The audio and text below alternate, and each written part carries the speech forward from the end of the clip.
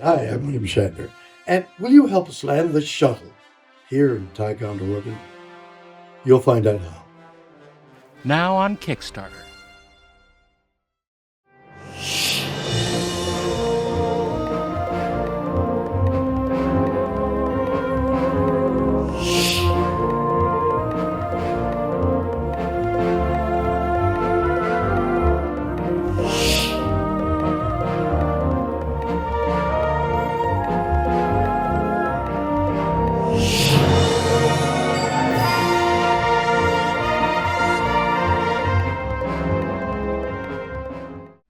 Hey, this is Mark A. Altman. And this is DAREN DOCHTERMAN. And this is Ashley Miller. And we, the three of us, are the Inglorious Treksperts. And this is everything but Trek. It's our conversation with Brent Spiner, where we managed to talk about his entire career, excluding Star Trek. And it's a delight. I know as people turn off their channels or whatever you call it on the internet in droves. No, it's fascinating because Brent is such a raconteur and just a delight and has such an interesting career. So, stay tuned, right? You don't want to miss this one. It's really good. I remember we all looked at each other. Runs around with a helmet and a jetpack. Yeah. I remember we looked at each other after this interview. And he's also a racketeer. He makes money by robbing people. I remember when we finished this interview, we looked at each other and said, that was really good. Yeah. And really interesting. Because he talks about stuff we haven't heard him talk a lot about. And he's been doing a lot of talking because him and our good friend Jonathan Frakes, have launched their own podcast. It's called Brent and Johnny. It's called Dropping Names and Other Things. Dropping Names with Brent and Johnny. Yeah. Yeah, it's in the Claire de Lune. And I don't know if you listen to it. I thought it was terrific. The first episode had LeVar Burton on it. I've heard him. Yeah. That guy. Yeah, it was very, very well done. And interesting. Yeah. I didn't realize he was looking for Mr. Goodbar. That was interesting. Yeah, that was a lot of new information coming through. And that's glad to hear it. It's funny because they've been talking about doing this podcast for years. Every time we say, we're talking about doing a podcast, me and Brent. Back when they were planning on doing a road movie, they were talking about going across the country in Winnebago or something. And I think this is a much better idea, and it's fun. It's terrific, watch. And they have the little bell. And here's the thing: they do drop names, and it's delightful. And the one thing they got to stop talking about is how we're not really. It's not a Star Trek podcast, but. It's like they keep saying it's not a Star Trek, but then they keep talking about Star Trek. So we actually have a Star Trek podcast with no Star Trek. We're going to show them up this week because we have Brent on, and we don't really talk about. Well, we won once, just once. I'll let you ask. That's one time, Kay, about my business, but that's it. And it's really good. But I got a lot of before we jump into our breaking Brent. I got a question for you, Ash. Last week we had the kids on, your kids, the twins, to talk about The Cage. Where are they on their Trek journey now? So, yes, I'm glad you asked. And by the way, they had such a great time. They cannot wait to come back and tell you what else. We can't wait to have them back. So we're starting the Man Trap we watched, Where No Man Has Gone Before. They had quite an interesting kind of assessment. They both did they walk macho? They walked macho. By the way, they really like Gary Mitchell. Locke was just distraught that Kelso died. He was very upset that Kelso died. And you know what? I've got to say, he's not wrong. I feel like Kelso was a great character, and I like that actor. He was cool. May he rest in peace, the great Lieutenant Kelso? Lieutenant Kelso. Yeah. What was his rank? Yeah. He was great. I know when he gets strangled by his own cables. Yeah, it's like the grip. It's like the grip department didn't like him. That's right. The gaffer didn't like him. Cable the gaffer guy killed him. The cable guy. That really that made me see kind of how they reacted to him was that Kelso really plays like he would have been like a regular member of the crew, right? And he feels like he belongs. He feels like he has this relationship with Kirk. It's great. They love Gary. I'm not jokingly. They asked about how do they do that with the eyes, Dad? and I was explaining the context. They're like, oh my god, You abuse Gary Lockwood, and you it was the '60s where you could basically put shit in people's eyes, like Sally Kellerman and Gary Lockwood, and they would be like, "This sucks! Just take it like a man." And they said that to Sally Kellerman too. And you're going to put tinfoil in your eyes. Am I going to go like blind from this? Well, we'll find out. Yeah, and she was great. They loved all of that. They it's funny because they both really enjoyed The Cage. They liked Where No Man Has Gone Before, I think, better. But there was an interesting split on the captains. So I feel like which one will you put up for adoption? Which one will you keep? Let's find out. Griffin loved Captain Kirk. I mean, they like both captains. Oh, okay. But I think that Locke kind of bonded with Pike. But at least my favorite question about where No Man Has Gone Before. So I need to set the stage. So when I was explaining the building process of the Enterprise, don't do that. We can't hear you. Oh, sorry. So when I was explaining the building process of the Enterprise behind me, yes, I explained how I was taking Locke through all of the different. Did you explain how it was built in orbit? Figures. Yeah, the whole Utopia Planitia yards. The whole Utopia Planitia like shipyards. Yeah, I explained the whole not thing. On Earth. But the characters. And when I was telling him about Ensign Chekhov, he goes, "Who's Ensign Chekhov?" Chekhov. Oh yeah, right. Yeah, tell us about that. So we're watching Where No Man Has Gone Before, and he says, and he looks up and he goes, "Why does Mr. Cock look different?" Oh, right. I'm like, "What, Mr. Cock? Why does he look my God. different?" That's what George calls Bill. Yeah. I'm like, hey man. Like, and the thing is though, it's like there's no like that kid has like he's playing it completely straight, right? guileless. Totally guileless. He is the magical pixie girlfriend of my children, right? He's like completely without guile. And I'm just like, oh my God, child, what is it with you? So now, I had to correct him. It's not Mr. Cock. It's Mr. Spock. They changed his makeup. They'll change it again. Well, that's worse than when people call him Dr. Spock. That's how they called him after the baby doctor. Imagine if they called him Dr. Cock. Go right to Mr. Actually, that isn't a bad one. But anyway, so they loved it. They're all hype about the man trap. It's the size of the ears that matter. Yeah, that's right. But no, it's been going great, man. They're fans. They're big fans. That's great. Fantastic. That's what you always dreamed about. I know, right? It makes me so happy. I'm going to go up to Caden's room and go, see. Wait until they get to Deep Space Nine in a few years. I know. Just wait how distraught they'll be from the menagerie. Oh my God, dude! I've warned them. Oh yeah, they're going to be upset about what happened to. Yes. yes, he does. Yes, he does. Yeah. It'll play like a rerun, but also they're going to be going around going beep beep. Beep. Yeah. Speaking of Deep Space Nine, Ashley, I don't know if you saw this week on the Starfleet Academy, which is a new Star Trek show on Paramount Plus.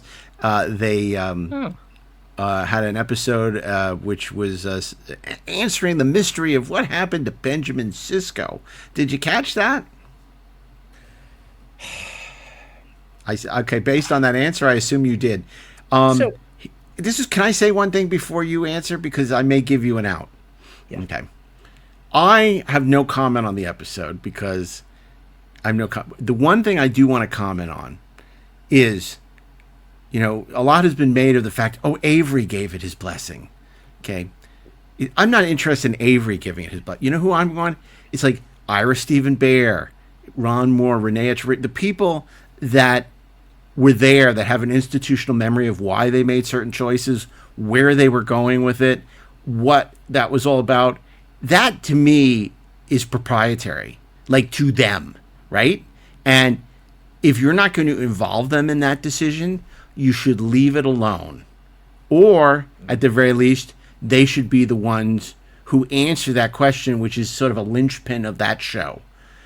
To come back to it 30 years later and just say, we're just going to answer the question that we had nothing to do with building, that we're just going to answer this question, and make up some bullshit, I find really offensive. And they answer, but Avery loved it. It's like, but it's not about the actor. It's about the people that put the words into the actors' mouths. Yes. Yes, it is. You know, and it's. I wish that it were just that. And I swear to God, I'm going to try so hard not to be Rob Burnett right now. I might fail, but I'm going to try. So here's the thing. I've heard people say that, oh, it's a love letter to Deep Space Nine. Let me tell you something. If you're going to write a love letter to somebody, you should know when their birthday is. You should know their favorite color. You should know what flowers they like. You should remember the last time you spoke to them and what you said, right? You should maybe have like, some idea of, I don't know, what you left behind. Other things that maybe you should understand. How to spell Cassidy Yates. Maybe you should know that, right? Maybe you should remember that Cassidy and Cisco had a child. Yeah. Right, and it's not just. I forgot that, but Isaac said to me, he said, "Yeah, what about Cassie's child that you of Cisco, like saying, well, like that's what we leave behind, isn't it?" That's exactly right, and maybe you should understand. I don't know. I mean, just this simple idea that what the Visitor was about, right? It's like you can't pay homage to a thing if you are undermining the thing with a single creative choice. That's what I don't get. I mean, usually my rant about these things would be, look, man, it's hard to be upset. A saint in the city? Yeah, exactly. It's hard to be. It's easy to be a saint in paradise. It's one thing to kind of talk about like, well, this thing is Star Trek and this thing is not Star Trek and all that other kind of shit, right? And normally I would say, let's dismiss all that and just talk about things in terms of, do they even work as drama on their own merits? Do they work as a production on their own merits? I have very strong opinions on that specifically. But tonight, the question before us is like, does that make sense as a love letter to Deep Space Nine? No, because it doesn't demonstrate an understanding of the most important elements of Deep Space Nine and how that show ended.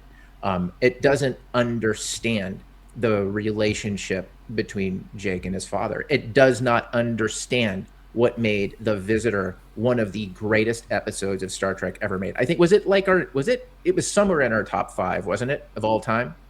The Visitor? Yeah, of course it was. It's like number 2, right? It's like, I think in terms of Deep Space Nine, number 2 in the Pale Moonlight, but it's like in our top 5. Yeah, for sure. And it's like, what makes it that? And it's like, you should at least try to understand that before you do some kind of a follow up to it, and rather than just turning it in member berries. And do not get me started on the makeup. Because forget it. But anyway, other than that, it was terrific. I loved it. Yeah, it's funny. I got to tell you, I got 3 texts during that show. 2, and I can't say who, 2 people who both worked on Star Trek, who were pretty big on Star Trek series. Yeah. Who were like, what the WTF is this? Who were as offended as I was about this. And, again, I think what we often say, and it's true about maybe the incarnations of Star Trek that we're not huge fans of, is we're glad that people enjoy them. It's just not for us. Right. The problem with this John Stuart Mill or whatever it was called, was that it was, and I think this is what always sets us off. It's the same thing when Strange New Worlds doesn't have Dr. Boyce, or when it doesn't respect what's come before. Because you can give all these interviews and talk about how we're honoring the past of Star Trek and how we're all fans here and how it's important. But then you're basically not doing right by the people that came before you. Just like you wouldn't want people 10 years from now to necessarily write characters that you created and situations you and just like without talking to you. I always say it's like, some new family has come and kidnapped your kid and is raising them completely, that's like, and it's just, the people involved in Deep Space Nine gave blood, sweat, and tears to that show. And I feel like also, given the fact that is unfortunately a show that has gotten so much undeserved lack of respect, that to give an opportunity for them to sort of, it's like it's theirs to do with what, it's their playground. and it to basically say we're creating new canon for the show, I just find wrong-headed. And I don't blame Tawny. I think she went into it with the best of intentions. Yeah. Like, I think she genuinely is a fan and wants to do and had really good intentions, but it's something that shouldn't have been done, and that's a higher level discussion than somebody who's a staff writer on the show. Correct. But, she did the best she could, and I don't think the issue lies with her. I think, by involving Sirach, by involving Avery, she tried to do her best to make it, right. And God bless Sirach. I was very happy that he got to come back and do a thing, right? You know what I'm saying? It's like, yeah, of course, because we all love Sirach, and we love that character. But just oh my God. And all I could think about was, weirdly enough, was Tony Todd. Yeah, me too. And it hurt my heart, man. And I'm like, there's a lot of people who are fans of the show out there. And do you know how many of them should be allowed to write an episode of it? I'm going to leave it right there. I'm just going to set it down. No, it's funny because I hate when we have to go negative, and I try to avoid it. Because there's so much to talk about what we love. But I just was so deeply angry about this, that I felt we needed to talk about it, given, and oh my God, and as angry as I was, and some of the people that were texting me, my son was just, because Deep Space Nine, I think, he says TOS is his favorite show. I still think he's secretly Deep Space Nine, which is totally fine. But it's, he just loves Deep Space Nine. He was so angry, more so than I was. Just like, oh my God. But anyway, Darren, did you have anything you wanted to add about that? What kept popping into my mind was that it's just flippant appropriation. That's all it is. It's not honoring, it's taking. And that appalled me. Yeah. I mean, look, also, if you look at Next Generation, which is really the guidepost we should look for putting things back together, other than D. Kelly, who was a good friend of Gene, which was their way of sort of cementing the legacy and passing the torch, and written by the people who had originally written for D. Kelly on the original show, they didn't touch an original series character until Sarek, right? Yeah. And that was 3 years later, once the show stood on its own legs and had its own identity. In the first 5 episodes, to take the goodwill that accrued to Deep Space Nine and try and have that apply to your show, I don't approve. No. For what it's worth, which isn't worth anything, but I'm just telling you. I mean, in a way, I don't know. I don't know. It just is. Anyway, I don't want to belabor the whole point about this. I do want to say that I did go and have a delightful experience at the Academy Theater screened Star Trek IV, The Voyage Home, for the 40th anniversary last week. And Isaac and I went. It was great. We ran into a ton of people, including Rod Roddenberry. We said, "What are you doing here?" He said, "What are you doing here?" And I have to say, I thoroughly enjoyed seeing the movie with an audience. And I haven't seen the movie with an audience in a long time. I thoroughly enjoyed Star Trek IV. It played great. It looked great. It was a ton of fun. George introduced it. It was an awfully moderated conversation. At one point, they said, "Well, tell us about the fact that Eddie Murphy was once going to be involved." And he goes, "Really? I didn't know." And it's like, oh my God, the actors don't know this stuff. You have to ask them about things that they're privy to. Yes. So finally, because we interviewed George and had a great conversation with George, the problem with that was. They finally got to talking about the Japanese internment camps, which is a subject that he speaks so eloquently on and so beautifully on, and is such a witness to history, and that was wonderful. But it took them a while to get there, and it was just like I just couldn't believe what a slog it was getting through all the Star Trek IV stuff, because it was just not well moderated. It makes you appreciate a good moderator, like you're going to hear today with Brent Spiner, with the three of us. That's right. Although I think we did have a few people who were like, "Would have been nice if you talked about Star Trek." I mean, by the way, I don't think we intended to go into that not talking about Star Trek. It was just we did. Conversation with people. Yes, we did. Yes, we did. We did. No, we kind of went in thinking we'd start with that because we like to mix it up. One of the things we hate to do is repeat ourselves. We really do. Yeah, so we really wanted to have, approach this from a different perspective.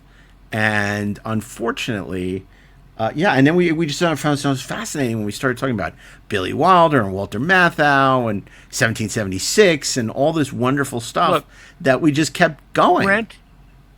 Brent has done so many interviews, so many great interviews, but they've all been basically the same, and there's nothing wrong with that, but we just wanted something that sounded different and had different information in it. Yeah. Well, I think it's a terrific interview. I hope that everyone will agree with us. I'm so glad we get to share this. Which this was in St. Louis, I believe. Yeah. Do you remember? Yeah, we had a great time. That was Citizen Kane Steakhouse. Any chance to bring that up? Any chance to go into Citizen Kane Steakhouse? Which was a delight. So. Anyway, we hope you'll enjoy this conversation. We think it's a really entertaining. And if you haven't checked out their new podcast, Dropping Names, it's available where we listen to podcasts and on YouTube. And you should check it out because they're doing a really nice job. But I will say this to Jonathan and Brent. Not as easy as you thought it was, huh? Doing these shows every week, huh? Giving us crap. Anyway, so enjoy, and we'll be back after this interview with a few closing thoughts. Stay tuned.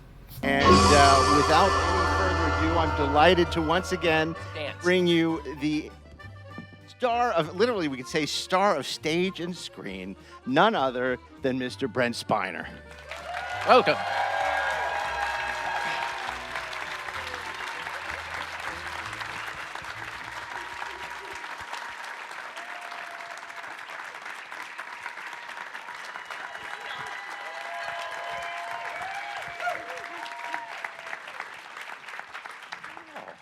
Good morning, Brent. Who are you guys? We wish we knew. What are you doing here? Oh, We've come to ask you. Hi, everybody.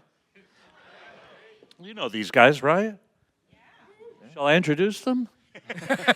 Here they are. We'll steal that for the podcast, so you don't want to do that because we don't pay residuals. Oh, okay. Are we on a podcast right now? We will be on the Eventually. podcast. Not live, but eventually this will be. This will be on the podcast. Indeed. Oh, yeah. Am I being paid for this podcast? As much as we are. Yeah. In fact, double what we are. Oh, you can always count on Brent to be Brent. I want to ask you, when Yes. you, growing up in Texas and you made the big move to New York, how difficult was that for you? And sort of, were you concerned about going to New York, or you were happy to get out of Texas? What was sort of the impetus for you, and what were the difficulties for you as a young man making that transition? You talk to me? I'm I'm not. sorry. He went the other way. You're from Texas, right? No. No? I am now. He is there now. okay. He went the other way. He went from Yeah. California to Texas. Well, as a young man, when was that? I was A couple of months ago. These lights are bright, aren't They they? really are. Is that for the podcast purposes? No. Oh. There are 18 lights. No. Yeah, exactly. Well, does anyone have a visor? LeVar? Oh, that's so much better, really. Yeah. Well, I don't know. Have you worn them yet? Does anybody have an umbrella? You want to stand up on the stage and... But no, that's all right. Yeah, You can thank you. stand But does anyone have a hat you haven't worn? Like you just purchased? No, I'm kidding. But turn the lights down. So I went to New York from Texas. I don't know if you know that. And well, let me try. See, I had a teacher in high school and college, same person. He graduated at the same time I did, and so he went to. I went from high school to college, and so did my drama teacher and my theater teacher, and we we all loved him in high school, and so we thought, you know what, this is going well. We're enjoying this. We're doing some plays and having a great time. Let's go and do some more of that. I hope that's not me. I think it is. You want to take that? Oh, it's Gary. Well, wait, let me quiet that down. All right, there we go. So in my high school drama class was the Quaid brothers, Dennis and Randy Quaid were in my class. My friend Tommy Schlamme, who was my best friend, he, I don't know if you know who Tommy Schlamme is. You may know him as Thomas Schlamme, but he produced and created The West Wing with Aaron Sorkin, among many other things. So we had a really kind of serious upbringing in drama class and theater, and we all pretty much knew we were going to go for it professionally. We were going to take it, seriously and go and try to do it. And my teacher encouraged us to do that. He was just a brilliant guy, but what he gave all of us, I think, and it's something that a really great teacher often does, is gives young people a feeling that they have something to offer. And that's what he gave me and my mates in school. And so we all felt, yeah, I'm going to go. I'm going to jump into this business that's impossible to make it in, and I'm going to do fine.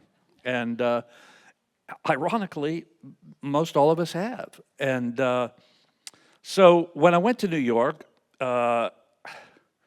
it was an eye-opening experience. Plus, it was the 70s. And New York in the 70s was, did you ever see Taxi Driver with Robert De Niro? It was like that. And I drove a cab. And Did you have the mohawk? I had a mohawk, yeah. There are pictures, yes. You were God's lonely man? They're actually mugshots. But I took a train. I'm from Houston, and when I left to go to New York, I took a train from Houston to New York. Took 2 days, something like that. I went to Chicago, and then from Chicago up to like Buffalo or Rochester, someplace like that, and then dropped down into Manhattan. And I arrived on New Year's Eve, whatever year it was, 72, something like that. I went out to Times Square that night. It was freezing cold. I was like, I'm here. I've arrived. I had a room for one night at the New York Hilton, and then I was going to go stay with a friend of my brother's who lived in town, and he said, come stay with me until you find your own place. So I went out to Times Square, and it was just incredible, and hugging and, all these strangers, and there were millions of people. It was amazing.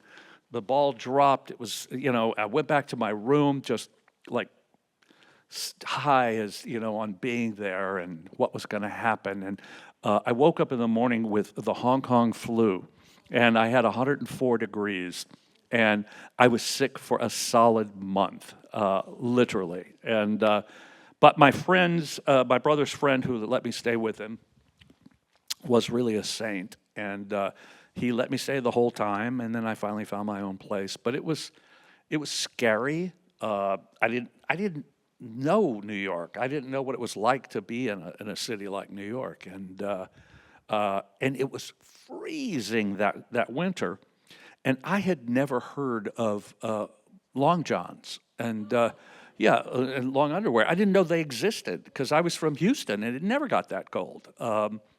So I thought I was going to die. And I didn't know really how people survived it. I was like, how are they walking around here with, But finally somebody told me about long underwear and changed my life. Maybe Your underwear. That is... We need to talk about long underwear. Exactly. That was the light bulb moment of my life, long underwear.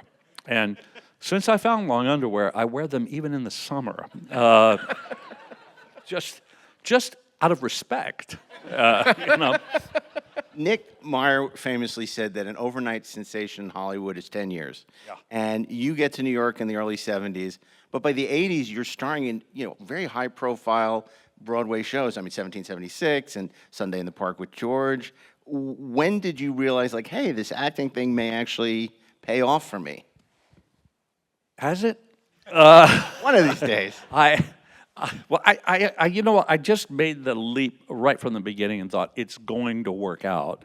My folks were not that convinced, obviously, and like most people who send their kids off to do, to become successful in show business, they generally say, well, give yourself a few years, and if it doesn't work out, come home and go into the family business. That's what you should be doing anyway.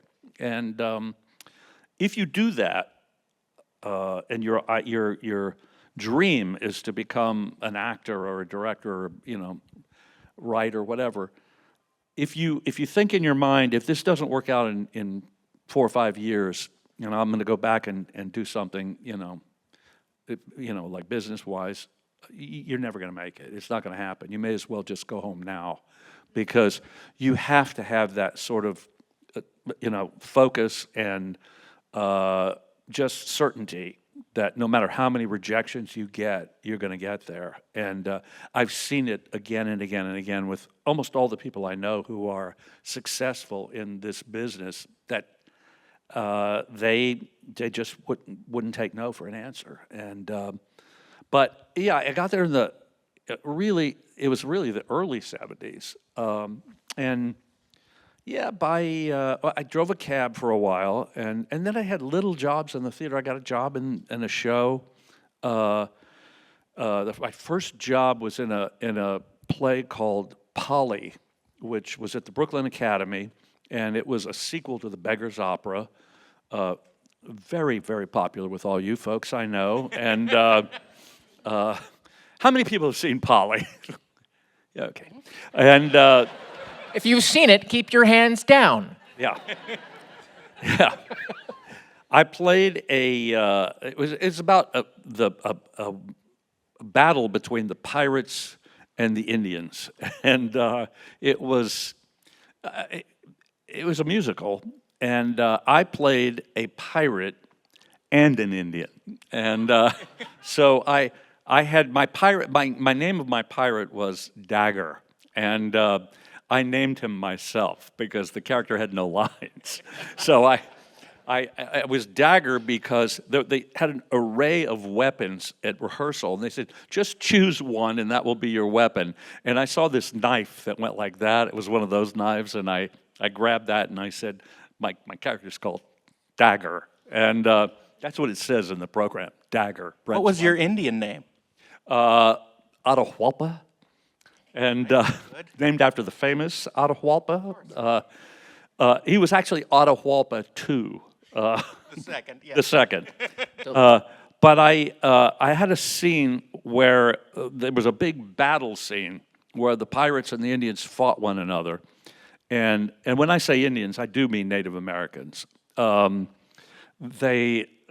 was a big fight, and Dagger is, doing this, and I'm fighting this Indian, and I go off stage, and I kill an Indian, and I go off stage, and they tear my clothes off in the wings and put a loincloth around my waist and paint me quickly, and I came in the other side of the stage as an Indian, and Those were the days. Those were the days, but I do remember.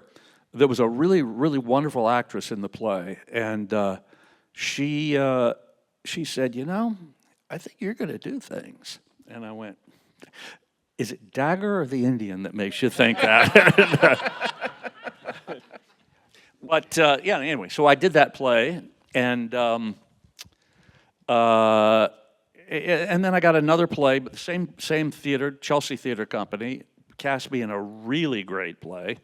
And I had a nice part. I did that, and eventually I just started, chipping away at it and getting smaller parts that were better and better. And did my first Broadway show was a show called A History of the American Film. It was written by a guy named Chris DAREN, who was a brilliant, brilliant writer. And it closed in 40 performances, but it was really a great show. And then, I got to know people, and people got to know me, and one thing led to another, and suddenly I was a superstar. No, I'm kidding, of course. I didn't do 1776, or really the big roles, until I had already done Star Trek. And I went back to New York and did 1776. And you played John Adams in that. So where does he rank on your list of great presidents? Let's see. I better be careful with that one.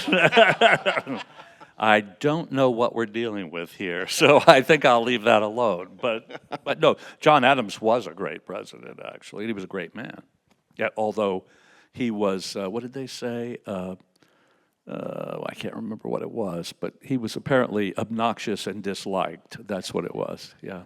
Which is why, Paul Giamatti played him in, Paul did it, in the yeah. miniseries. Exactly.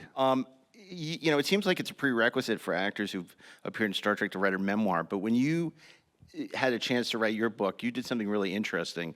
You fictionalized a roman à clef about a lot of your experiences. I mean, it starts off, it's pretty straight telling of growing up in Texas and going to New York, getting the Hong Kong flu. Yep. But then you sort of go off on a different. What was the impetus for writing that? And was it just to protect the innocent? Was it you thought you'd have more fun? Was it paying homage to the great noir films that you grew up on? What sort of inspired you? Well, first, what happened was I was approached by a literary agent who said, we'd be interested in you writing a memoir, and then I think we could sell it because memoirs sell really well. And I said, I don't want to write a memoir. And he said, why not? And I said, well, what would I say? And then I was bar mitzvahed. I mean, who cares? And because it wasn't like, I had this miraculous childhood that, it was just like any other kid. And it wasn't that interesting. And then I thought about it, and I said, you know what? There's another book I've been wanting to write, and it's sort of a fictional autobiography. I mean, we call it, and I said I'd kind of like to write a kind of a thriller, a mystery thriller, and then I thought, well, I'd like to call it a memoir, and then I said, well, but I want it to be a comedy, and I want it to be fictional.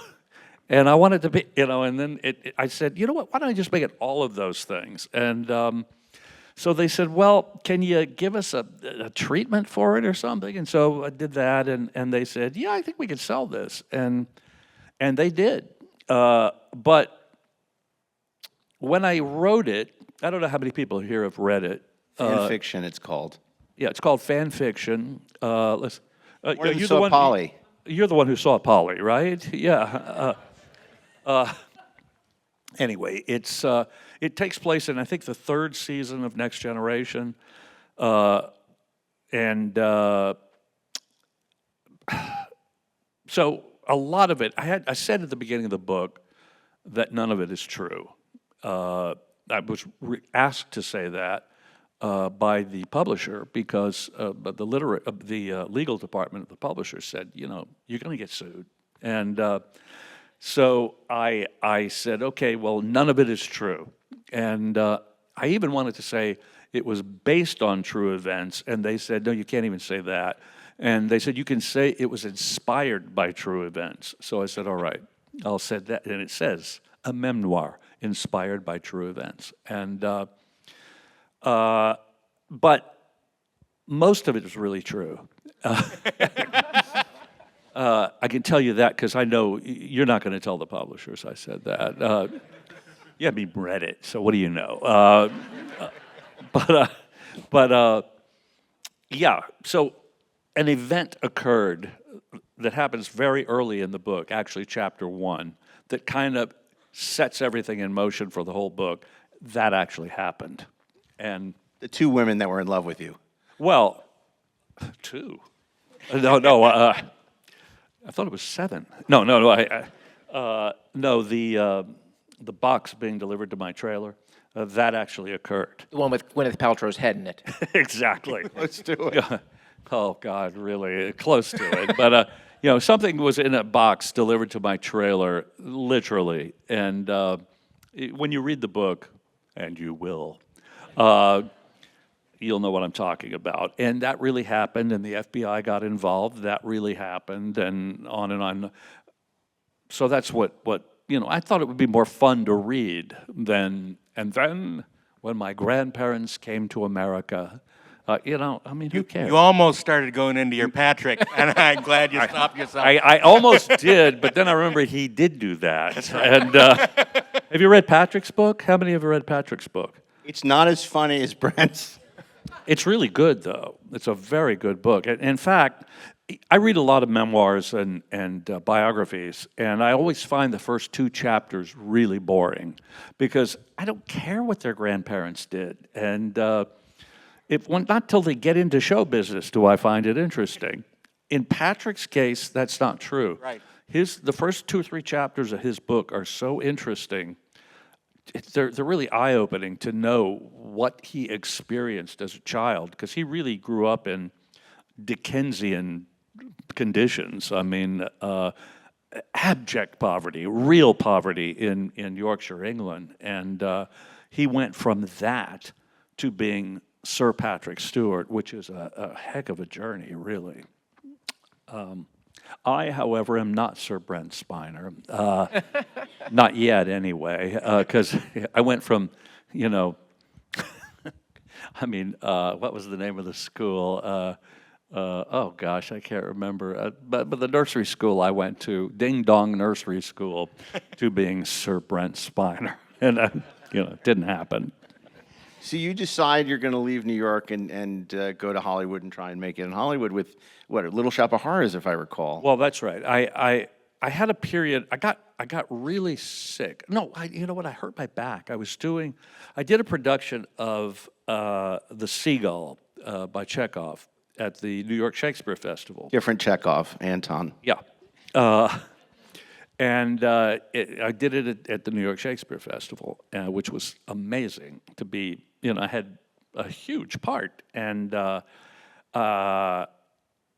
I was in a cast of just an unbelievable cast of Christopher Walken and Rosemary Harris and F. Murray Abraham and on and on and on, and directed by this Romanian genius named Andrei Serban. And anyway, it was a very physical performance that I gave, and I injured my back.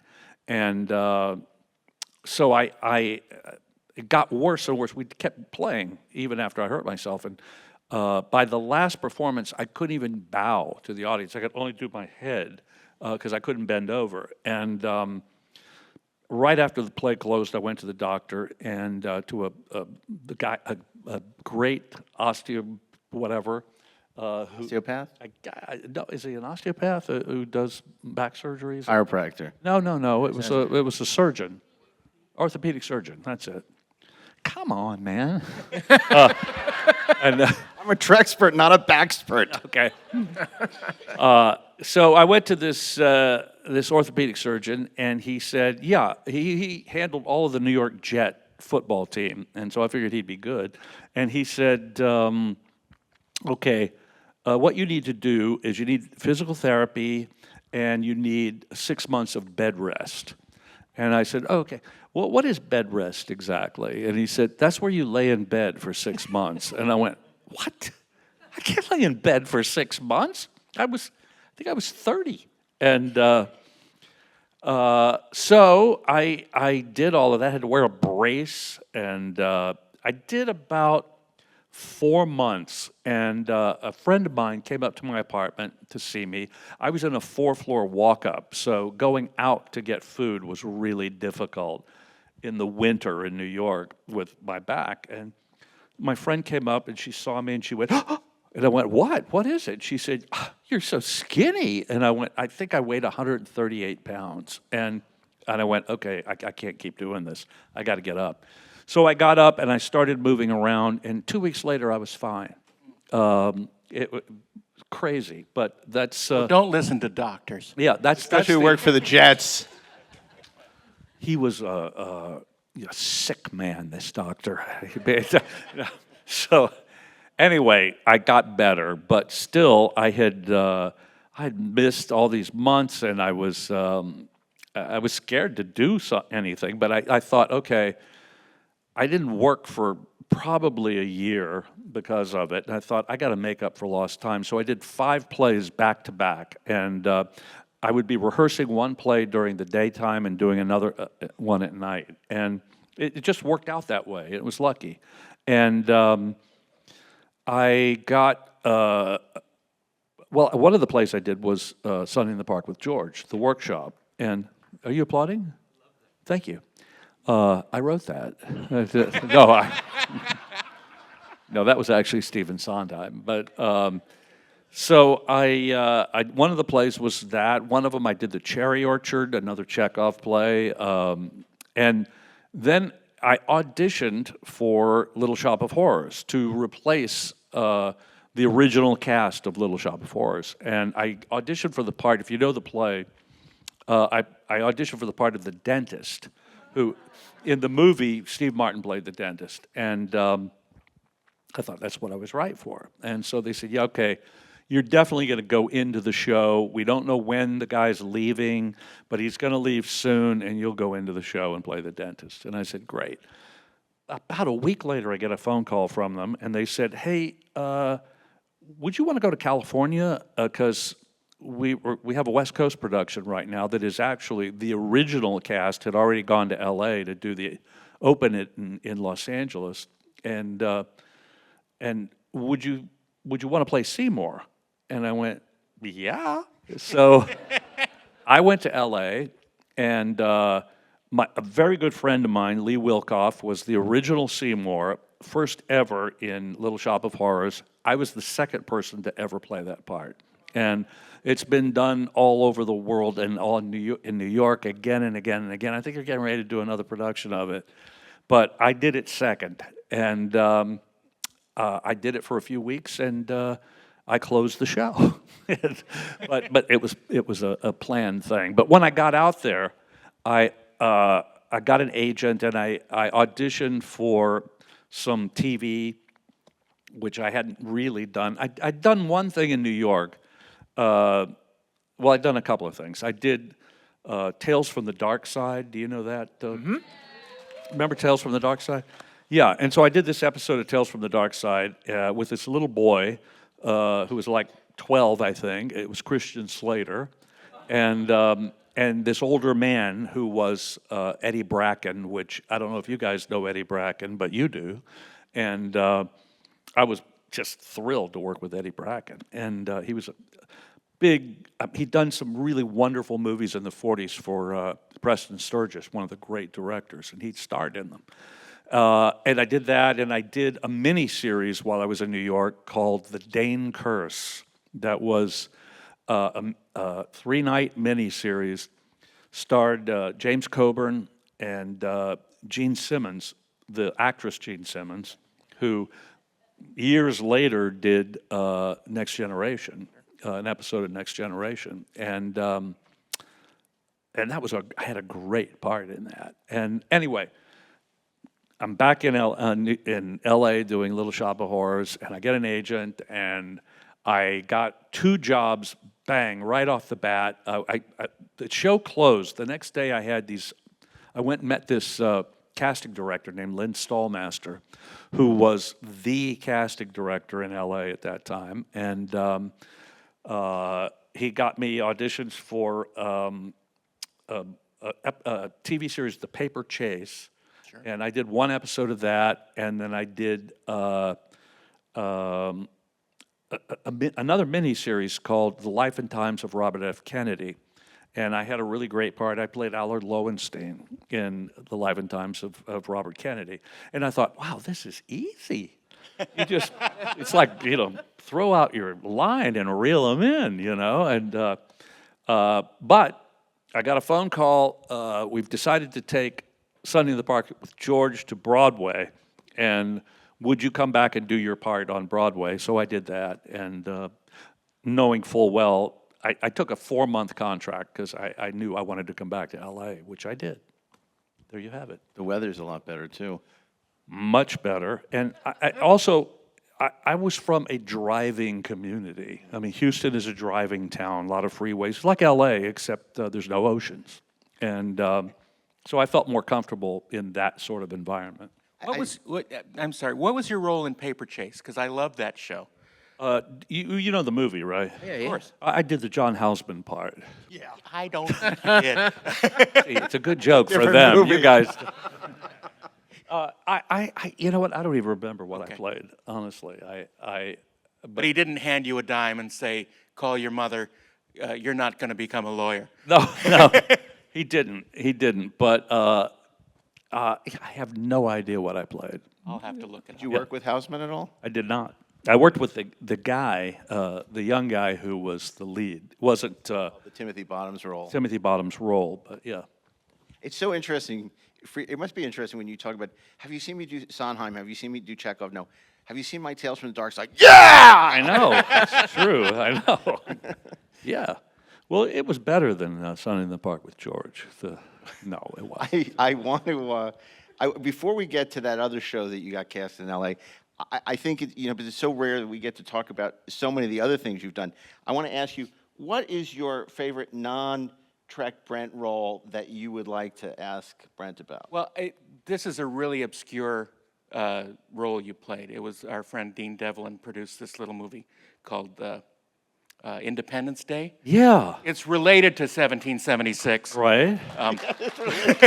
Well, I do think July 4th is my day. It is. Having done Independence Day and 1776. But you're so fun playing this, Dr. Oaken, named after the visual effects supervisor. That's right. That you were made up to look like. Well, I knew Jeff Oaken, actually. Yeah.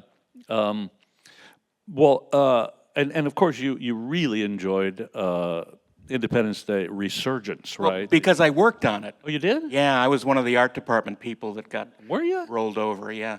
Wow. Only in L.A. Brag about that. Only in L.A. Yeah. You know what? It's not great, Independence Day. Have anybody seen Independence Day Resurgence? Yeah. It's bonkers. Less enthusiasm than for It Tales from is, the Dark but Side. It's not that much worse than Independence Day, really. I mean,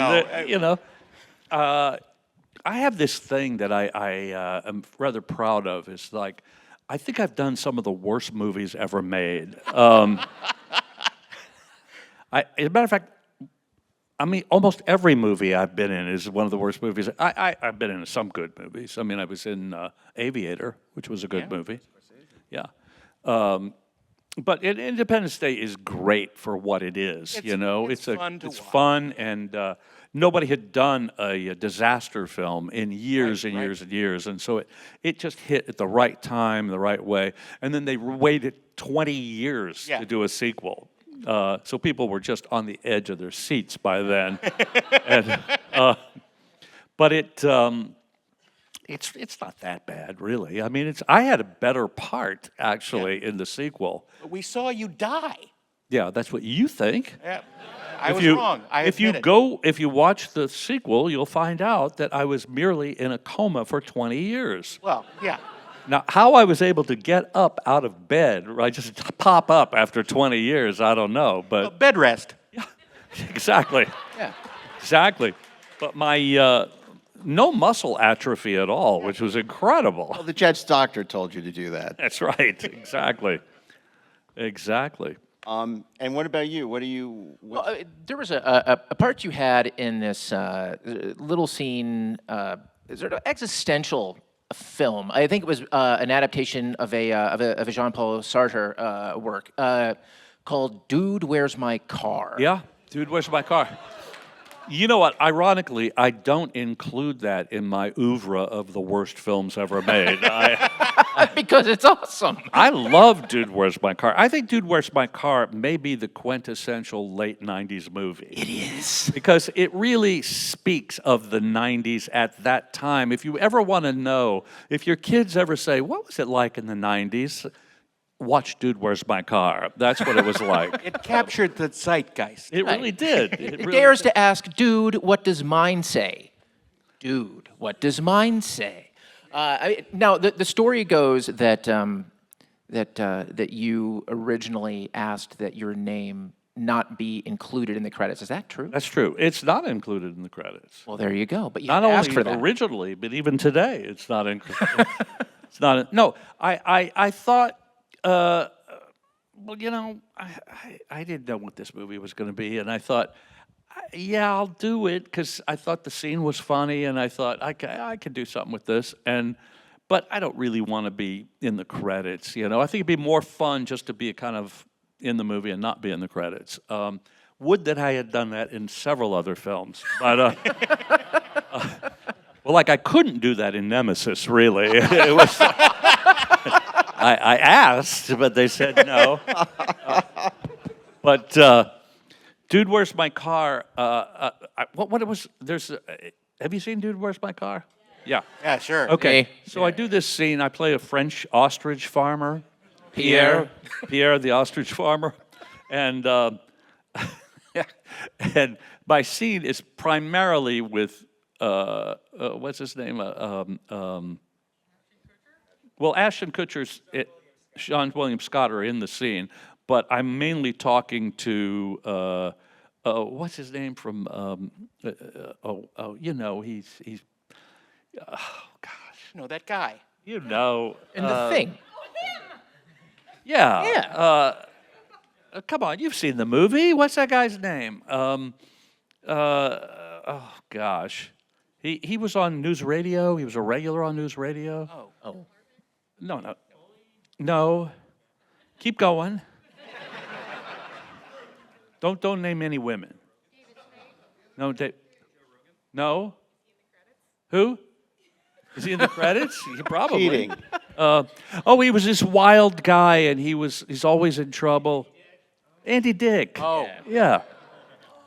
Come on. You guys can't too remember many. Andy Dick? Oh, I didn't remember Andy. Oh, well. No, so Andy Dick, he played I mainly had lines with Andy Dick in that scene. It's a very funny scene. And I remember one line I said, something, they asked me something, I said, no, I am an honorable man. An honorable man. And he says, honorable? And I said, honorable. And he goes, honorable? And I go, honorable! And anyway, it's a pretty funny scene. And but I remember Andy Dick coming up to me in the trailer, makeup trailer, the first day and saying, you know, I said to my agent, who's playing the ostrich farmer? And he said, Brent Spiner. He goes, what has he done? Who's he? And he said, no, I looked you up, and you've done a lot of stuff. And I went, oh. But Polly? But yeah, Polly, exactly. And but I had asked them if I could play both parts, if I could play Andy Dick's part and the ostrich. Kind of like the And the pirate and the Indian. Indian. Like who? Like the pirate and the Indian. Exactly. I had kind of a tradition of doing that, and so they said no, and I said, okay, then I don't want to be in the credits. And that's. Dude, where's my credit? Yeah, exactly. But Jennifer Garner's in that film, and me, and Ashton Kutcher, and yeah. I'm going to cheat and ask about your Martha Coolidge duology. Obviously, introducing Dorothy Dandridge is a great starring role for you. Yeah, it was nice. And rare. And then you do Out to Sea, which is not a great movie, but you got to be with Mathau and Lemon, and Yeah. Donald O'Connor's in it. I mean, that must have been for you, someone who loves film, a real treat. It was a dream come true, really. How many of you seen Out to Sea? Yeah. Out to Sea. It's not that bad, really. I mean, it's not one in that oeuvre either. I mean, Out to Sea is a sweet film, and I have the best part in it. So what can I tell you? But I got to work with Jack Lemmon and Walter Matthau and Donald O'Connor and Elaine Stritch and Diane Cannon and it was Hal Linden and all these people. It was like unbelievable. I couldn't wait to go to work every day to work with those guys. But I mean, I have a million stories about doing that because it really was just an incredible. Like I I was so nervous about that I was going to work with them, and I did do the read through of the film with all of them, and it went pretty well. And they were very nice to me, and although Hal Linden did say to me after the read through, "Why did they give this part to you?" And I said, "I don't know." He said, "I could have done this part." I went, "Well, things happen," but I was going to have my first day of work was going to be with Walter Matthau. And I thought, oh my God, I've got to work with him. He said, I love Walter Matthau. So they put us in the same car. We arrived and we had to go out to the set. They put us in a car to drive to the location. And I had a friend of mine kind of knew him. She was older than me, and she knew Walter. And I said, what should I say? What is he like? What can I? She said, well, he's a trivia nut. He knows so much trivia. It just, that's a good icebreaker. So we're driving, and he's in the front seat. I'm in the back seat, and I said, Walter, can I ask you a question? He says, yeah. I said, who played Friar Tuck in Errol Flynn's Robin Hood? And he says, why do you ask me this? And I said, well, I'm told you know everything. And he laughed. He says, no, I know spelling and how to lose money. And and it's Eugene Paulette, by the way. Well, and 2 weeks later, I didn't work with him again for 2 weeks after that day. 2 weeks later, I'm on a sound stage. The door opens up. He comes in, walks up to me and says, Eugene Paulette. And I said, right. But it was that was an eye-opening experience because I just figured Jack and Walter as a team, I always thought, well, that Jack is the senior member of the team just because Jack was a star long before Walter was. Jack had won Oscars, and Walter got in really. Walter had been in films, but not in like starring roles until The Odd Couple, and he had done The Odd Couple on Broadway, and Jack was cast as Felix in the movie The Odd Couple, and he said, "I'm not doing the movie unless Walter Matthau plays Oscar." So that gave Oscar his big break. He had had breaks, but that was his big break in the films. And so I assume Jack and Walter, Jack's the senior guy, and Walter, bows to his opinions about stuff. But actually, they would have a moment, they'd be acting, and Walter would say to Jack, "Are you going to do that?" And Jack would say, "Well, yeah, I thought," and he said, "Why not?" He goes, "It's not funny." And Jack very. He said, well, how should I do it? And Walter would show him, and he'd go, exactly. And so, it was amazing, really amazing. Now it's garbage. Yeah. But I have well, it's not that quick a story, but I'll tell you real fast, another Jack and Walter story. But, this is a Walter story. Jack, by the way, both of them were so great to me. I can't even tell you.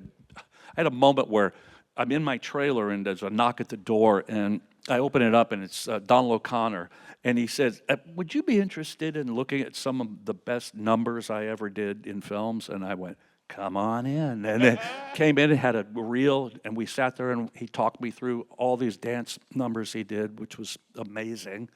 But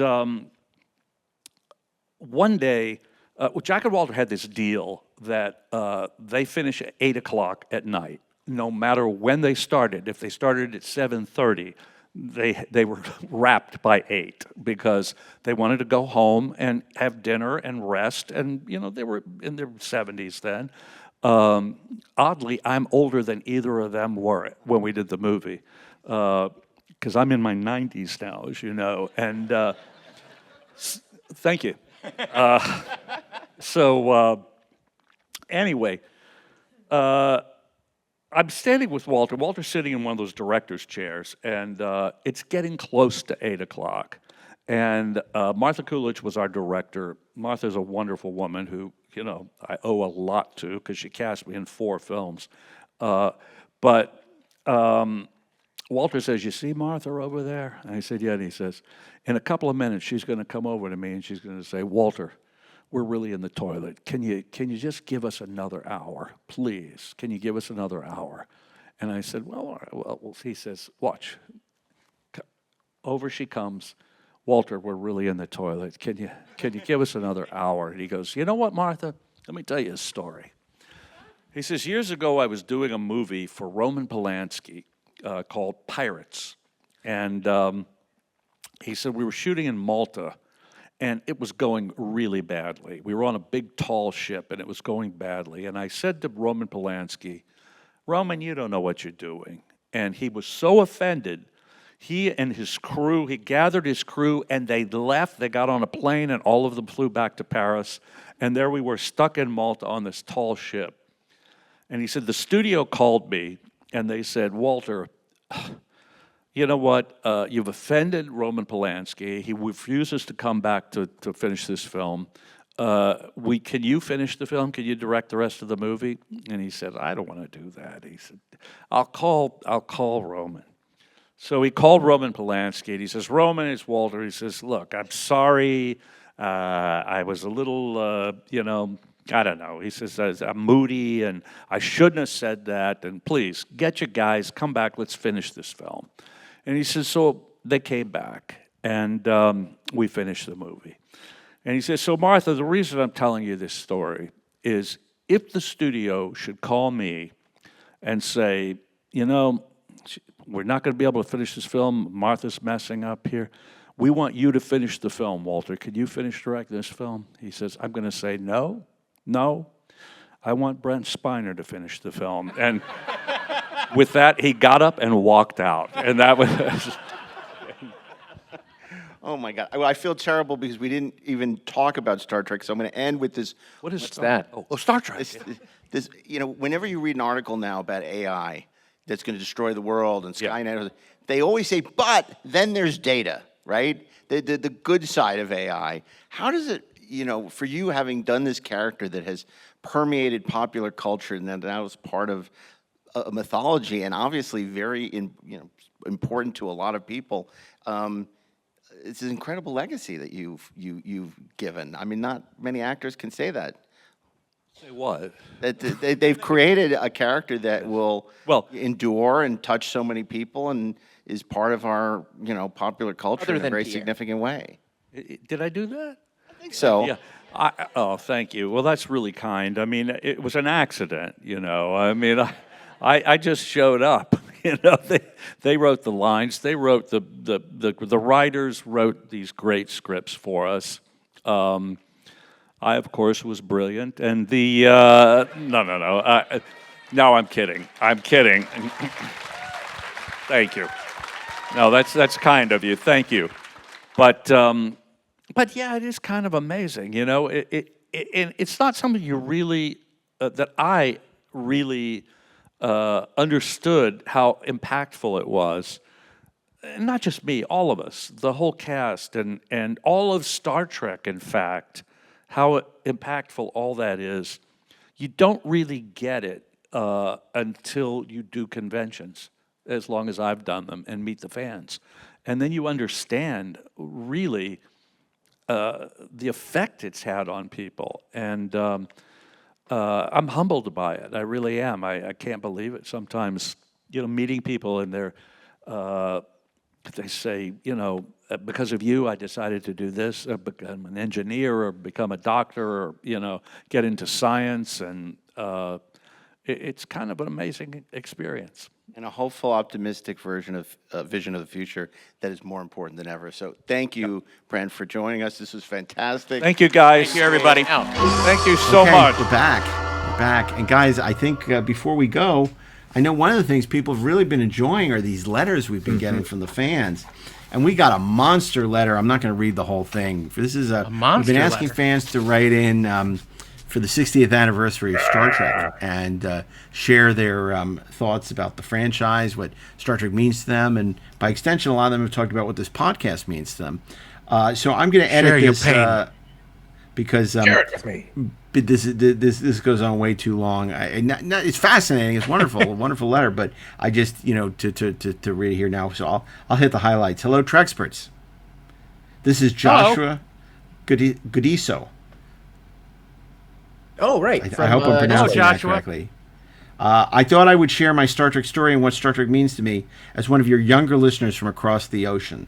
Star Trek and the Inglorious Treksperts both have a 26-year-old fan born in 1999 from Johannesburg, South Africa. I just want to point out my first movie came out in 1999. I feel really old now. Thanks a lot, Josh. Actually, I'm really glad to hear that we have listeners in their 20s who are enjoying the show. Because we have a lot of older listeners and they're going to start dying off, and we want to make sure we have younger listeners to refresh. And we love hearing about young fans who are embracing Star Trek. A lot have been made of new shows trying to bring in a new demographic, and people say, "Oh, this is Star Trek's a show for the older people. They can't." So I love hearing about young fans who embrace Star Trek. Okay, let me continue. How I came to Star Trek. I wonder if he's one of those shrimp aliens from District 9. Maybe. Television only came to South Africa in 1976. The apartheid government had been holding off the introduction of television in the country as a means to control the spread of information. Being a Christian nationalist state, the other significant reason for this late adaptation of television was to keep out the perceived immorality of foreign media. When television was introduced, it was heavily controlled. You can imagine how something like Star Trek would run antithetical to this ideology, and as a result, Trek never took root here or had a period of significant popularity. Even after the end of apartheid in the early 1990s, it still never broke through in the television landscape here. You mean Nelson Mandela didn't tell Nichelle Nichols to stay on the show? That's how I remember it. Sorry. That's the wrong story. My family and I were never victims to the horrors of apartheid like so many others were. I was born post-apartheid, and I am biracial. My mother is an Africana, and my father is Ethiopian. As for my own experience, you could say I'm akin to Spock. I've had to find my place between two cultures, but never truly felt part of either world. I really wish I'd read this before the interview, because I thought this was a really great letter, and I'm sorry I saved it for afterwards, but I'll continue. The beginning, growing up, because Star Trek didn't really play part of public television here, I was never exposed to it or the fandom, save for infrequent references to it in other shows and movies. I didn't have fans in my family either. I was, however, obsessed with movies and television. Without internet access as a kid, I would even sit through the end credits of movies and TV shows just to see what year they came out. I did eventually watch the Kelvin films in my teens. They were my first foray into Star Trek. I really liked 09 as an action-adventure film, but my feelings on it have since faded as I journeyed further into what Star Trek really is. I finally came to watch televised Star Trek in 2019. Some credit is owed to Mike Scolassa from Red Letter Media, whose constant references to and praise of Star Trek were the impetus to check out what televised Star Trek has. Unfortunately, my first Star Trek show was Discovery Season 1. Don't judge me. It was available on Netflix. I wasn't impressed by Discovery, but I decided to try out the original series to see the greatness Red Letter Media had been extolling for years. I loved it. The Cage was my first TOS episode, and I continued watching in broadcast order after it. Obviously, The Man Trap and Where No Man Has Gone Before would have been more authentic starts to the show. The original series truly showed me what Star Trek is and could be about: emotion, logic, empathy, courage, altruism, magnanimity, and just plain great storytelling and excellent television. Jerry Finnerman's lighting is emotionally expressive and evocative. The music is also the most distinct and memorable in the franchise, despite episodes sometimes being tracked. Balance of Terror, Don't Talk to Me About the Strange New World Season 1 finale that riffed on it, and The City on the Edge of Forever were my favorite dramatic episodes, with them delving into choice, virtue, sacrifice, and duty. PC Action was my favorite comedic episode. Of course, other episodes like Arena, A Taste of Armageddon, The Devil in the Dark, Amok Time, Mirror Mirror, The Doomsday Machine, and countless others,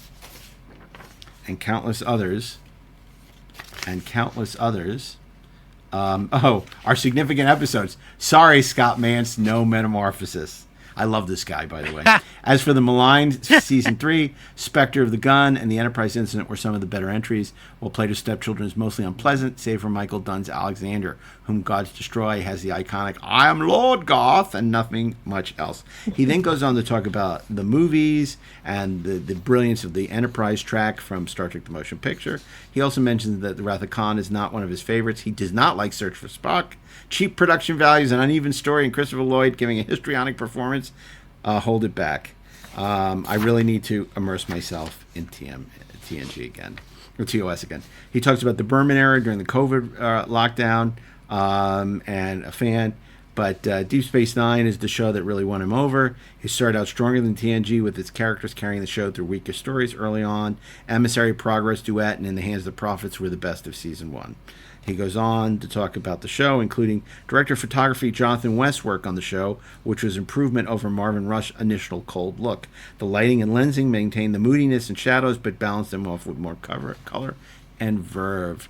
He said, that being said, nothing really equals or tops Jerry Finnerman's work with gels on the original series. There's so many excellent DS9 episodes, but one underrated one that stood out to me on rewatch was The Quickening. Totally agree, by the way. I quite enjoy Starship Down, The Assignment, Children of Time, Change of Heart, His Way, and Take Me Out to the Holosuite, just to name a few. I like this guy. And he goes on, if we're talking about the very best of the show, The Visitor, For the Uniform, A Call to Arms, Rocks and Shoals, Waltz, Far Beyond the Stars, and the Pale Moonlight, Siege of AR-558, It's Only a Paper Moon, and Inter Arma and Silent Legis. Yep. And some of the show's best, Hard Time, Far Beyond the Stars, are both better than The Inner Light. There you go, Darren. This guy can stay. I like this guy. Voyager was a frustrating experience, especially with the Kazon. I'm not pleased with any of the TNG movies. He goes, as for the best episodes of Star Trek ever, people can list their personal favorites. But Just as Sea on Forever is the best episode of TOS, and The Pale Moonlight is the best episode of Deep Space Nine and the Berman era. I appreciated Ashley's responses to me on Discord, highlighting the brilliance of the episode. I can live with it. And Computer erased that entire personal log. Are up there with He Knows, Doctor, He Knows, and let's get the hell out of here. He then goes on to talk about post-2017 Trek. I was supremely disappointed in the gulf of quality between the old show and the new eras of Star Trek. I felt that not only were they inferior to the older shows and works of television, they lacked the tangible qualities and coherent thematic work that makes Star Trek both unique and exceptional. Picard's first 2 seasons were abysmal, but season 3 succeeded with its improved character writing and proper episodic structure and pacing, a foreign concept to a lot of new shows, unfortunately.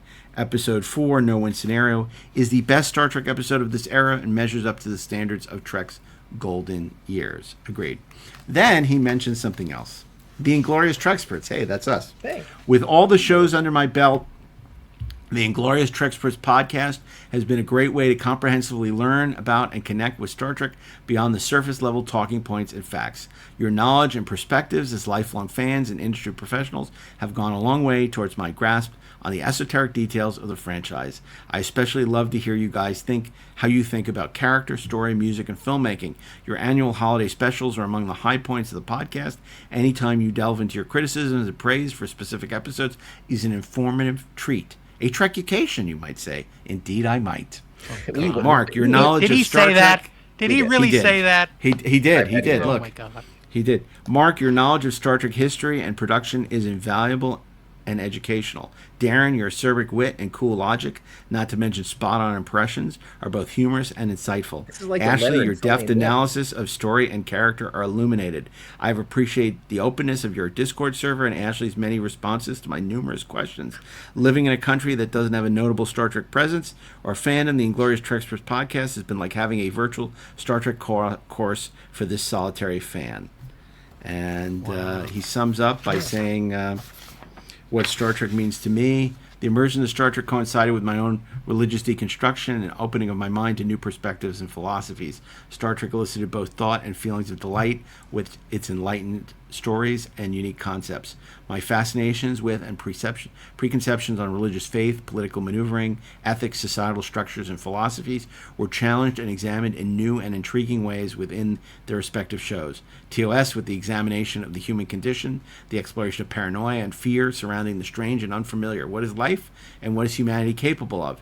TNG whose humanistic philosophies, diplomacy, and debate acted as a radical reach for hope and utopia. What is moral, and how far can humanity reach towards perfection? Deep Space Nine and its commentaries on how faith and religion intersect with societies and impact personal relationships. The debate over the validity, expediency, and real politic versus principles and ideal politic. Can we be saints outside of Star Trek's paradise?